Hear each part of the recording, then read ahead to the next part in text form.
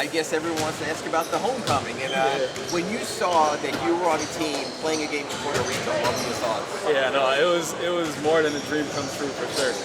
I dream about playing in the NBA and then having the ability to, be part of the game that's in Puerto Rico, the island that I love and has shown love to me. And growing up in the culture, being half Puerto Rican from my mom's side, growing up with my grandparents, it's a blessing for sure. How much time have you spent on the island? How much time have you been there? Yeah, I mean, been there countless times. I go pretty often, represent the national team, and then I played in the BSN as well one summer. So, and then my brother is out there often too. So we spend a lot of time in PR for sure. What's it going to be like balancing that? Hey, this is also an important game for you to show what you have versus the homecoming. Yeah, no, for sure. I mean, like definitely once we step on the lines. Is no different from any other game. I feel like I try to represent Puerto Rico the best of my abilities everywhere, and this game happens to be on the island, so definitely blessed. How did your time with the Puerto Rican national team come about? I mean, were you like, whoa, my mom's Puerto Rican, I'm going there? Did they reach out to you? How did that come about? No, my first experience was with them in high school. I played on I forgot what age it was, U18 or U17, something like that. But like growing up, I knew it was one of my dreams to represent Puerto Rico, and then luckily I grew up to be able to do it. How much support do you expect on Saturday? Yeah, no, I feel like it's going to be very special for sure.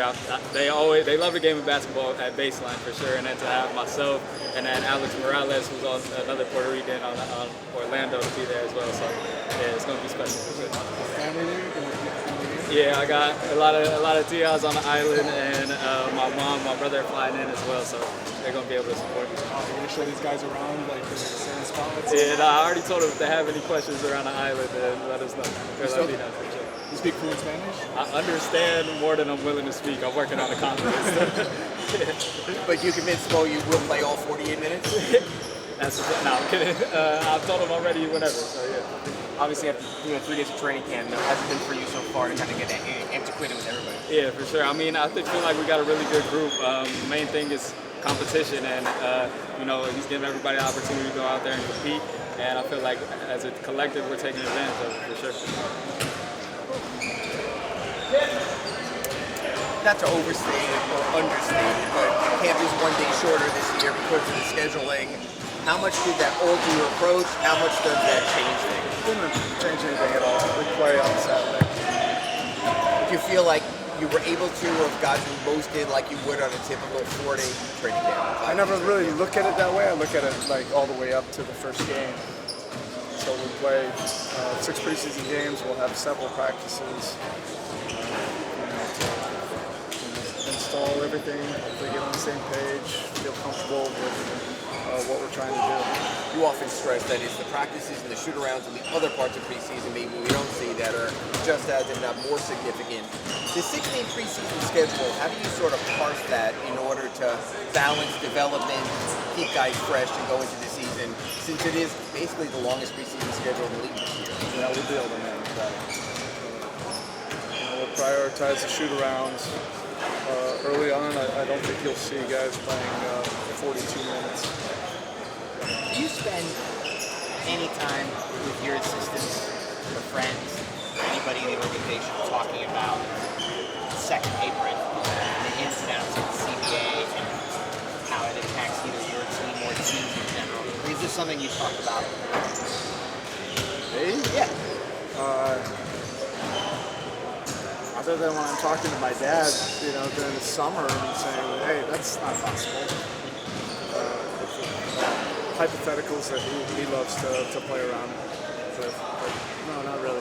Do you, and I know it's between the team and players and the owners, but prominent coach in this league, do you have any opinion on how it's working and what it does for team building? I don't, really. I'm a coach, so I'm focused. That's my task with this organization. That's what I'm focused on, and that kept me focused for a lot of the last 6 weeks preparing for this training camp. Yeah, you spoke about the personal experiences of watching Larson, especially for the national team. Can you just kind of talk about how that experience can translate into having a good year 2 here with the team? It's all of the experiences that he had this summer. Preparing for Summer League, he was very diligent in June. Competing, in the games in Summer League and doing the training camp. His minutes were really good. That's what I looked at. Like, he was able to impact winning in the games that he played and the minutes that he played. And he also was stepping forward as a leader, being more vocal. I think that's kind of naturally his competitive personality. And then, of course, if you do anything at that level, playing in Euro basket, it's equivalent to playoff level intensity in the NBA. It means that much to all those teams. I just always think it's a great experience for American players or foreign players. Those are amazing tournaments, really competitive. How much have you enjoyed getting to work with Andrew, I guess, through an actual training camp, and what do you kind of project with him in I do like this opportunity, that he's had late July, August, September to really prepare. He was in the gym, so we were able to, see him a whole lot more, get to know each other more. He's in very good shape. He's feeling comfortable with what we're trying to do. He has an opportunity to be such an impactful two-way player, both ends of the court, and we need it.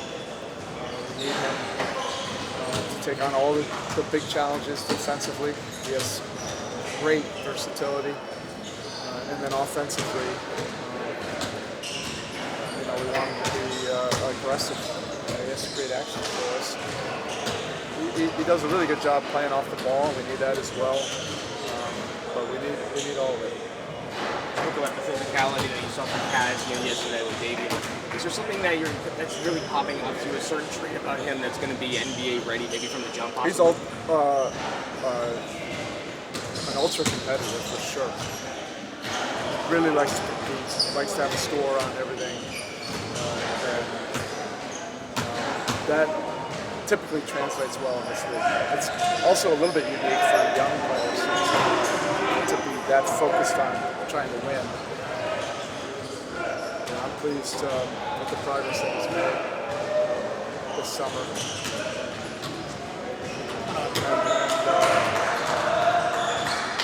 We'll be open-minded to anything. I don't look at his age to see if he'll get an opportunity.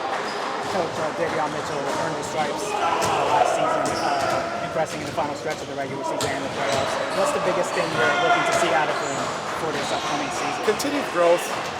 I want him to just be an absolute game changer defensively. He really was becoming that the last month of the season for us. And not just on the ball, but off the ball, being a playmaker, which he really improved. And then offensively, I like the improvement that he made. He works really hard, so he's going to continue to make strides and get comfortable being on the ball, creating some plays for us when he can touch the paint, but also playing off the ball. He's improved his three-point shooting. Overall, he's just a very good fit. All right, cool. Thank you.